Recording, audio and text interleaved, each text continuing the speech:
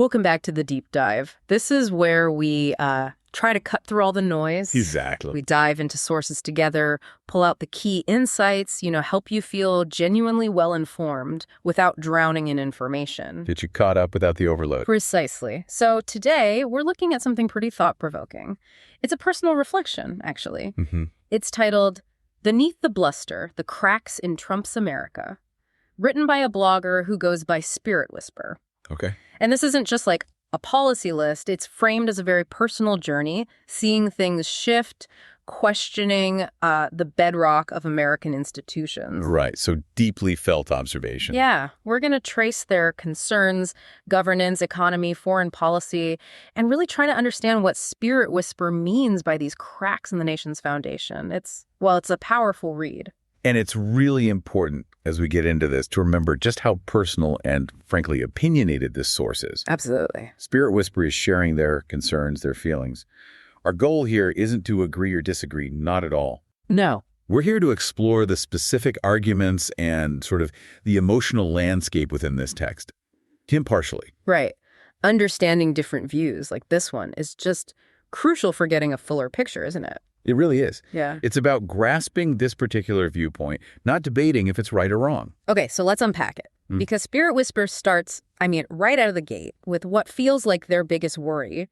Which is? Their perception of the presidency turning into, their words, a personal throne. Ah, okay. Not a constitutional role with limits. Exactly. The author feels the office isn't seen as serving all Americans anymore, but maybe as a tool to punish some of them for voting differently. That's a direct quote. Wow. Okay. That's a strong claim.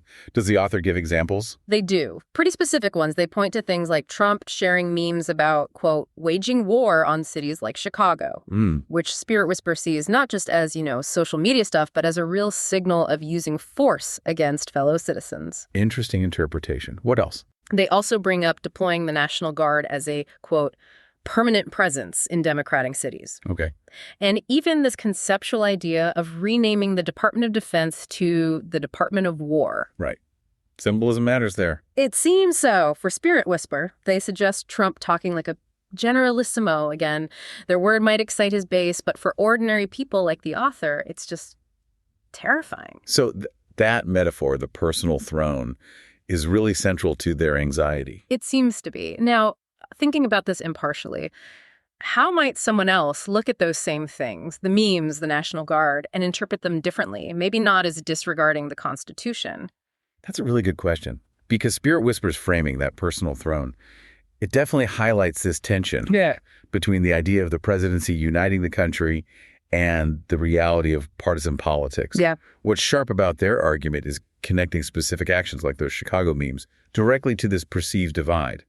They don't just wave it off as rhetoric. But from another angle, someone might see those actions as, maybe, a strong use of executive power, asserting federal authority where they perceive a local failure. Or even just a different communication style. Very direct, maybe bypassing traditional channels. Exactly.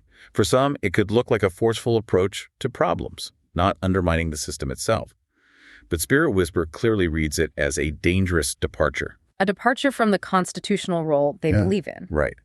And that creates this profound unease for them. It really forces you, the reader, to think about how communication and actions like that affect national unity, affect how people see their own government. That distinction between intent and interpretation is key. Spirit Whisper feels this approach challenges their whole understanding of how the system should work. Definitely. And, this feeling doesn't just stay in the realm of political structures. It spills over into everyday life, especially finances. The economy. Yeah, which leads Spirit Whisper to be really skeptical about what they call the myth of the Trump economy. A myth. They put it very directly.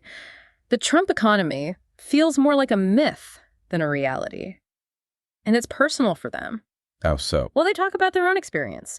Going to the grocery store, not feeling any of the falling prices and job growth that might be reported.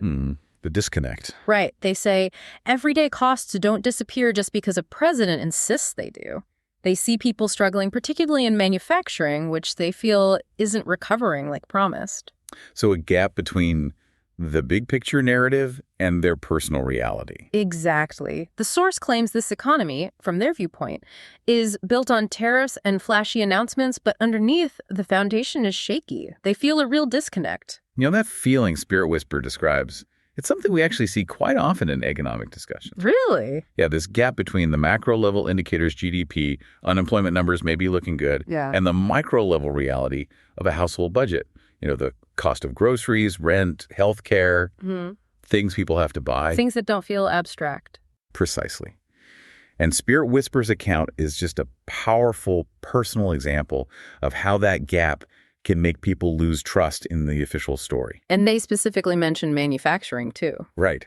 And that's significant because that sector was so central to promises about bringing jobs back, revitalization.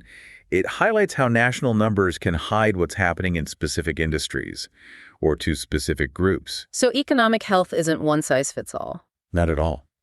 And when people's lived experiences don't match the political rhetoric, well, you get skepticism, like Spirit Whisperer shows so vividly. That makes a lot of sense, that macro-micro disconnect shaping perception. And Spirit Whisperer carries that level of concern over to another area, the courts. Oh, the judicial branch. Yeah, they describe this collision between the White House and the judiciary as like watching the Constitution erode in real time. That's quite a statement. Erosion in real time. It sounds deeply unsettling for the author, a real challenge to the rule of law as they see it. Do they cite examples there too? They do. They mention judges pushing back on troop deployments in states, on immigration crackdowns, on attempts to punish universities or whole communities. Okay, so examples of judicial review in action. Right. But then they describe the White House response, according to the source, as consistently being ignore the ruling, appeal, and act as if the law is just an inconvenience. Just an inconvenience. That approach, for Spirit Whisperer, signals a profound lack of respect for the legal process. They feel their belief in the strength of the American system is being shaken. It really raises a critical question, doesn't it, about the foundation of governance? How so? Well, Spirit Whisperer is grappling with what happens when a president seems to treat checks and balances not as responsibilities, but as obstacles. Obstacles to be overcome. Exactly. And for someone who says they grew up believing in the strength of the American system, that's not just about disagreeing on policy.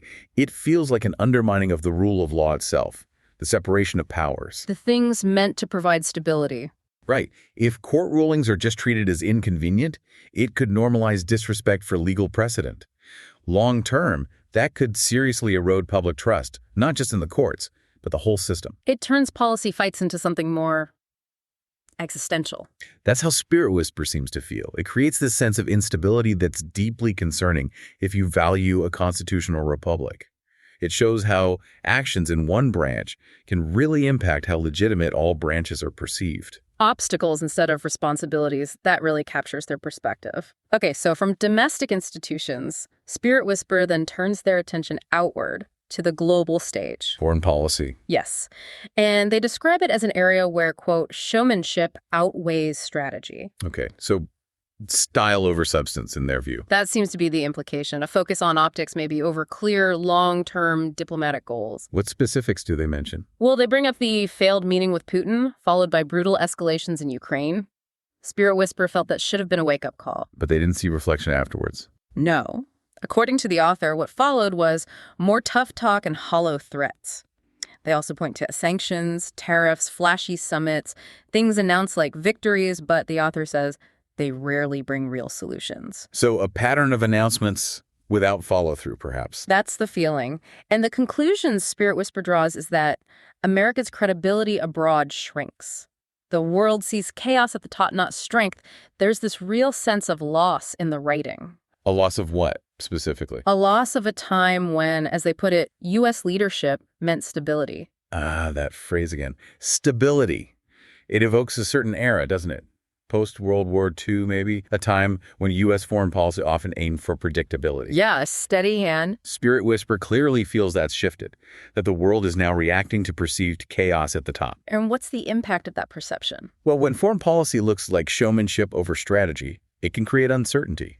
Allies might wonder about commitments, maybe look elsewhere. Or become less reliant on the U.S. Potentially. Adversaries might misread signals, which could lead to escalation. For the global community, that image of chaos can definitely shrink credibility. It changes how other countries engage or maybe disengage with the U.S. That's a big point about perceived impact on influence. That makes sense. Stability is often key in diplomacy, and it seems Spirit Whisper finds instability not just abroad, but also at home, specifically concerning public health. Ah, yes. Especially after a pandemic, that's bound to be sensitive. Extremely. The author expresses deep unease here. It's another area where the personal really intersects with the political for them. What are their specific concerns? They highlight high-ranking officials toying with anti-vaccine rhetoric. Okay. Spirit Whisper sees the administration as potentially willing to gamble with the health of millions, turning serious issues into, their words again, political theater. Wow. Political theater with public health. And the author is clear.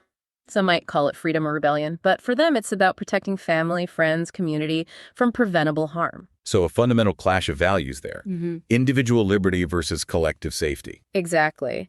And the source warns leadership that mocks vaccines or public health measures risks dragging us backwards into preventable crises. They explicitly connect it back to a belief that science saves lives, right? That's in the source. Yes, directly. So from their perspective, ignoring scientific consensus for political messaging isn't just rhetoric, it carries real risks. Tangible risks to health. Right.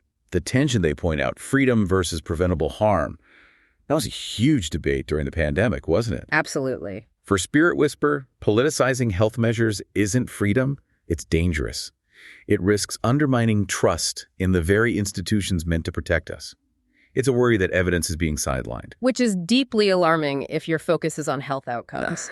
Exactly. So as Spirit Whisper kind of wraps all these threads together, the presidency, economy, courts, foreign policy, public health, they see a pattern. What's the overarching pattern they identify? They call it disruption for the sake of disruption, thriving on chaos. And they state very clearly, it's not strength, it's instability. Instability, not strength. That's a core judgment. Yes. And they argue that what some might see as mere distractions are actually the damage itself. How so? Because these distractions, they say, chip away at our institutions, our economy, or our basic sense of truth. So the means become the ends in a destructive way. That seems to be the argument. And they warn about the danger of normalizing these things, getting used to soldiers in cities, presidents threatening cities online, courts being ignored. That normalization is key to their worry. It seems so. That it subtly changes what we expect from government, from society. What does it mean, do you think, for a society to potentially normalize instability, as Spirit Whisper fears? How does that affect resilience? Well, Spirit Whisper puts it in stark terms. They say, this isn't just about left versus right. It's about the very idea of America as a country of laws, of fairness, and of shared reality. Taking it beyond politics. Right? Elevating it to fundamental principles. If you normalize instability, as they describe it, you risk eroding resilience from within. People might become desensitized to things that once seemed shocking. Less likely to push back. Possibly. For Spirit Whisper, the stakes aren't just elections. They're the health of the nation itself, the idea of a shared reality based on facts. It's a warning about the cumulative effect of constant disruption. It's a really powerful and obviously deeply felt critique. How do they conclude? They circle back to that initial idea of strength versus weakness.